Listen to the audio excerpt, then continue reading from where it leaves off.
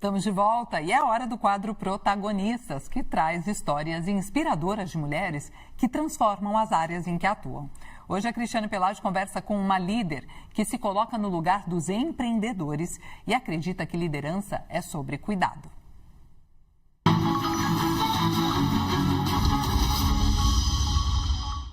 A protagonista de hoje é Raquel Teixeira, sócia da EY, líder de iniciativas voltadas ao empreendedorismo e uma das responsáveis por conectar grandes empresas ao ecossistema de inovação. Depois de empreender por 10 anos, ela voltou ao mundo corporativo justamente para liderar projetos estratégicos e apoiar o crescimento de empreendedores em todo o país. Muito obrigada por ter aceitado o convite. Quem é Raquel Teixeira? Bom, eu que agradeço o convite, um prazer estar aqui com você. Bom, eu sou Raquel Teixeira, sou mãe do João Marcelo, casada com Marcelo, pedagoga de formação e uma jornada aí entre altos e baixos de funcionária do Banco do Brasil. Meu primeiro emprego foi no Banco do Brasil, depois eu fui para a área de imigração, fiquei 5 anos como funcionária dessa empresa, até que eu decidi empreender, ter minha própria empresa.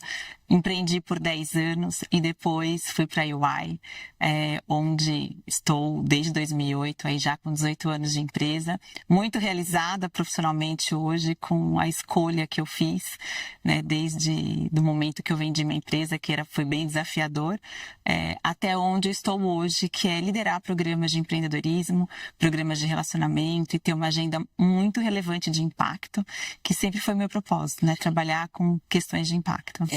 Eu queria pegar 2 momentos aí da sua vida. Primeiro, por que você resolveu ir para o empreendedorismo? E depois, por que você resolveu sair do empreendedorismo e voltar para o mundo corporativo? Eu acho que eu fui empreender por uma oportunidade, não estava, acho que nos meus planos isso, mesmo porque eu era relativamente nova naquela época, eu tinha 28, 29 anos.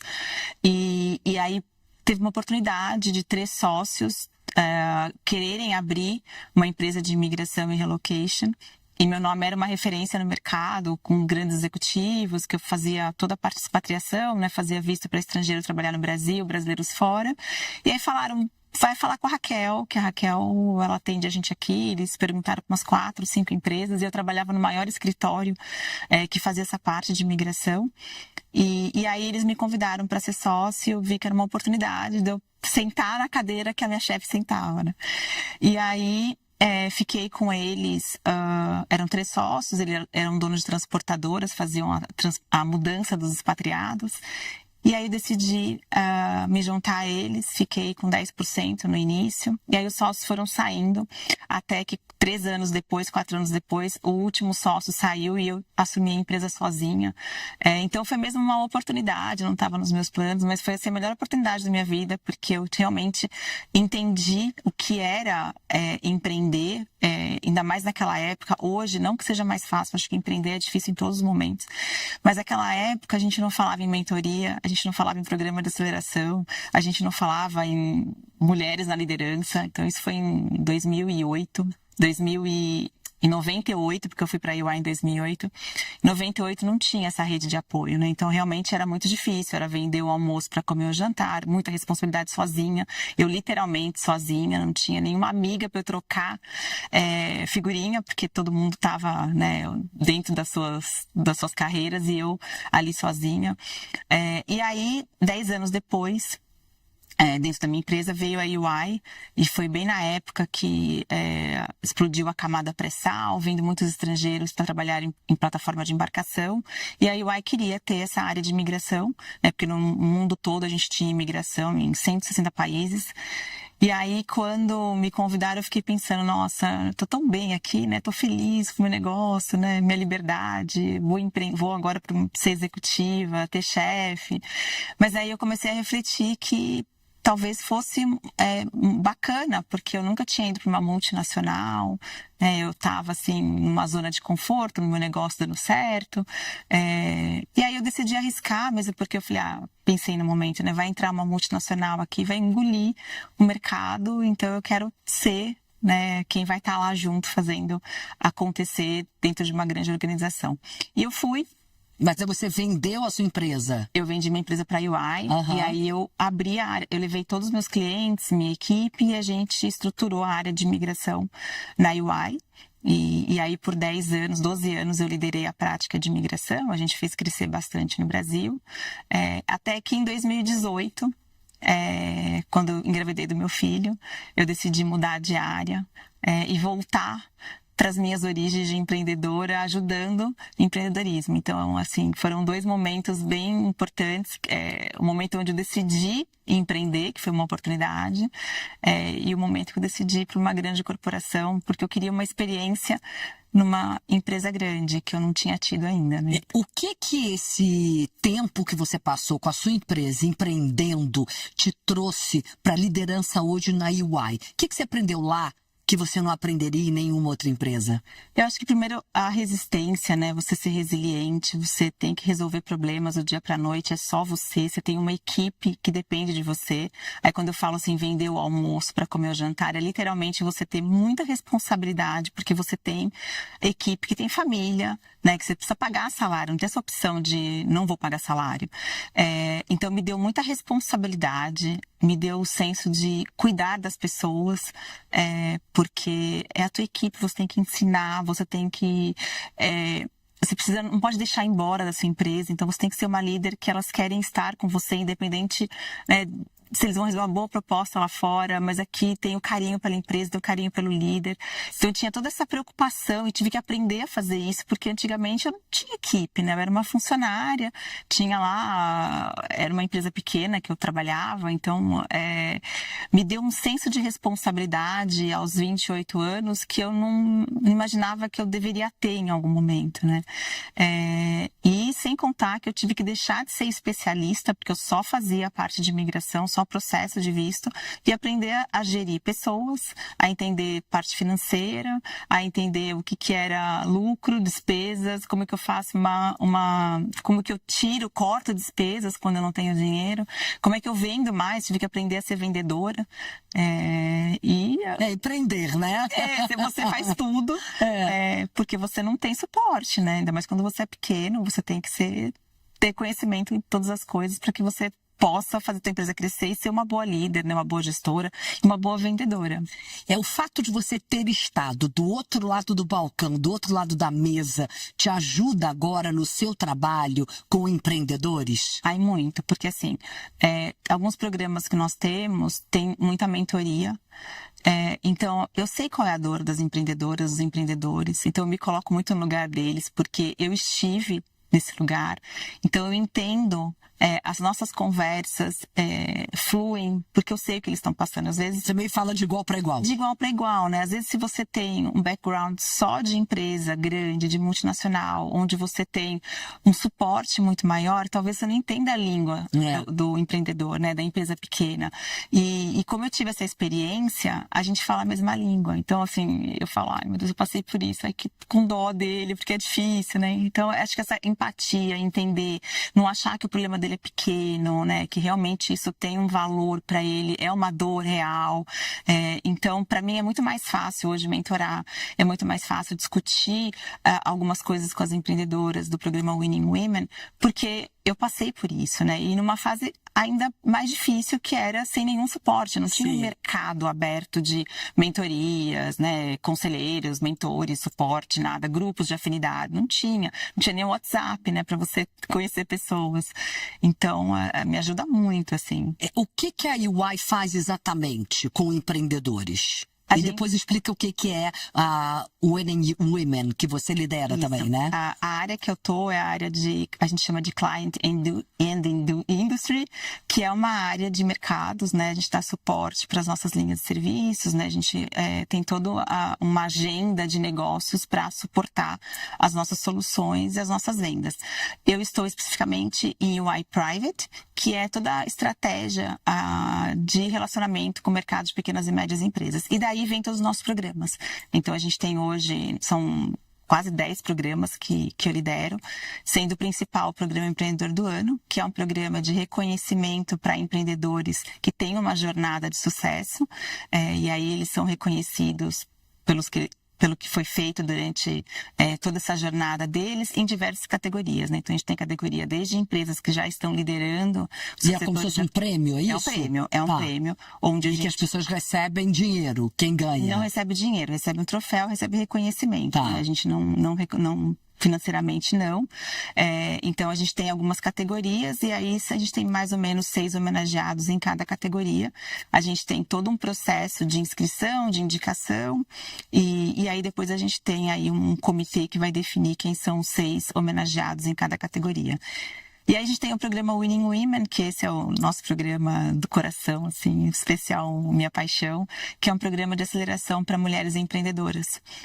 E esse é um programa onde todos os nossos programas são pro bono, né? A gente não cobra nada para as pessoas participarem, mas é um programa que a sociedade toda ajuda, né? Porque a gente tem a UI trazendo todo o conhecimento técnico e o suporte dos nossos especialistas. A gente tem, de um lado, as empreendedoras e a gente tem as mentoras, que são executivas do mercado, são empreendedoras já que estão também consolidadas nos seus negócios, que mentoram essas empreendedoras. Então, a gente consegue trazer muita experiência de fora para ajudar essas empreendedoras a alavancarem através da mentoria da UI. Então, o que diferencia os empreendedores ou as empreendedoras que conseguem crescer de forma consistente?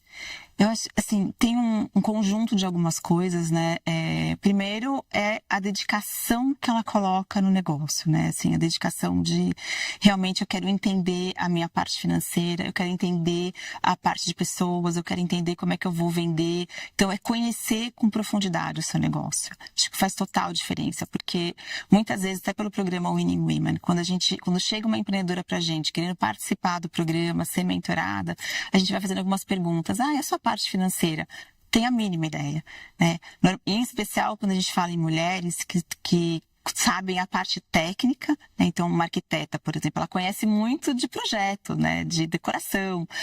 Você vai para a parte financeira, ela não tem nenhum conhecimento. Então, o que a gente faz é moldar para que ela conheça o negócio dela de ponta a ponta, né? Que ela tenha, não que ela seja a contadora da contabilidade dela, não, mas que ela tenha o conhecimento, que ela esteja apta a ler uma DRE, ler um balanço, e entenda e faça perguntas, né? Quando ela recebe esse documento, ela entende que alguma coisa está errada ou não e faça boas perguntas.